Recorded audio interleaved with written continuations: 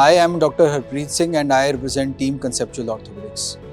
Today is 28th of June 2026. We have completed the second day of our first ever BOSS or Basic Orthopedic Shoulder Skills course by Conceptual Orthopedics.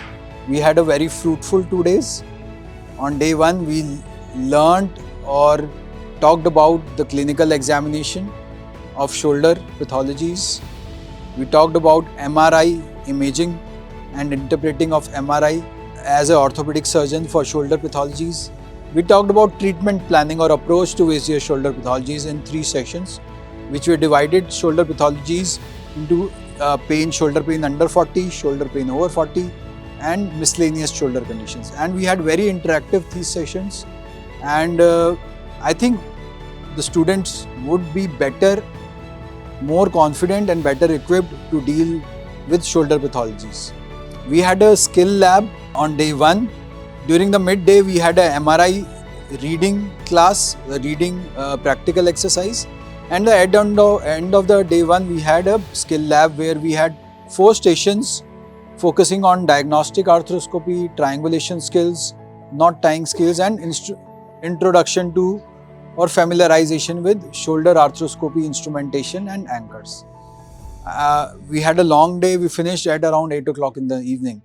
I think we had all the students who waited till 8 o'clock to practice in all the skill labs. I was happy that I was able to execute along with all my other co-faculty what we wanted to achieve. Day 2 was focused on surgical. We talked about 4 different common surgeries which are practiced as a shoulder surgeon. That is Letarge, Bankart repair, open cuff repair and arthroscopic cuff repair.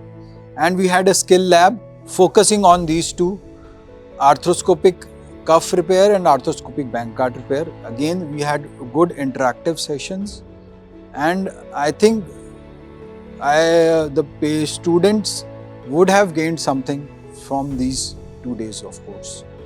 Looking forward to feedback from the students, and depending upon the feedback, we'll come up with a better second version of this course. Thank you very much. Why do we need to have specialized courses like this? First is my selfish interest. Even I learn a lot of things in these courses, newer dimensions and newer insights into the problem, clinical examination, diagnosis. That is a personal advantage which I feel that even I am gaining by attending these courses and participating in them. And whenever I am preparing my lecture, I need to tailor it, and it makes my lecture and my thought process probably better. So the biggest advantage gainer is all the faculty definitely gets better. The students obviously will get better when you have a faculty which is taking care of such lectures, such dedication that they all want to teach and give the maximum advantage to the course, to the students. You know, we have now got people beyond who have passed their DNB or passed their MS and are still interested in learning more, which is the right way forward. As they say in our logo, learning never ends.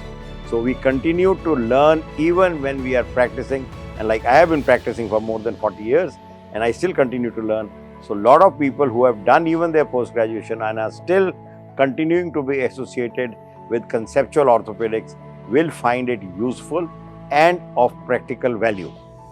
So all students, all people who are attending and all the faculty benefits. So that is a big thing to have these courses. So it's the first time I'm attending an offline course of a basic shoulder conference. It has actually ticked off all what I was expecting.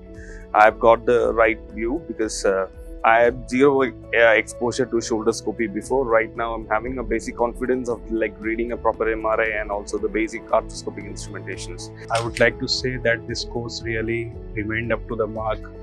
After going through the course, I really recommend everyone should attend this course.